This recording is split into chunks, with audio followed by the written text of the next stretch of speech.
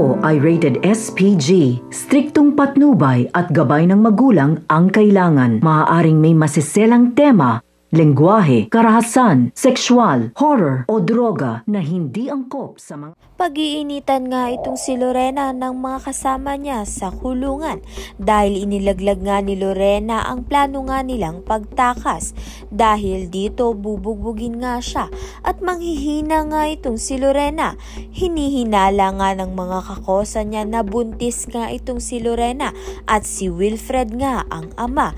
Malalaman nga natin kapag nga nalaman ni Wilfred ang katotohanang buntis nga muli itong si Lorena, ay baka nga maiatras niya pa ang kaso laban sa kanya. Sa kabilang banda naman nga magsasalita na nga itong si Dolfo ng katotohanan at tetestigo na nga siya dito kay Lorena upang tuluyan na ngang mapatunayan na inosente nga itong si Lorena at hindi nga siya ang pumaslang sa asawa nga ni Wilfred na si Joy, na na-set up nga lang siya.